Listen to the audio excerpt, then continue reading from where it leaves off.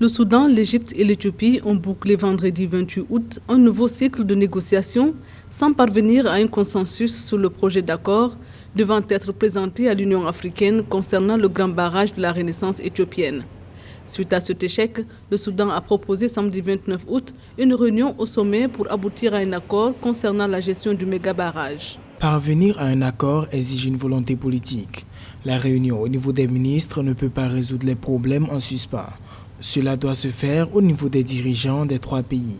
Addis Abeba estime que le grand barrage de la Renaissance est essentiel à son développement économique et à son électrification, tandis que Khartoum et le Caire craignent que le futur plus grand barrage hydroélectrique d'Afrique, haut de 145 mètres, ne restreigne leur accès à l'eau. Ces négociations qui prennent des années et qui aujourd'hui induisent des investissements au niveau de l'Éthiopie et qui finalement vont remettre la situation dans une situation de non-réversibilité sont très dangereuses dans la mesure où il s'agit de la survie d'un certain nombre d'États.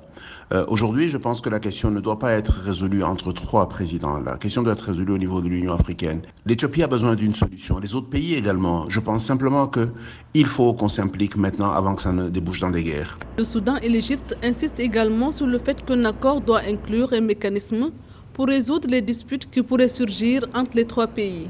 Une disposition que Addis Abeba ne veut pas entendre, considérant que le barrage lui appartient.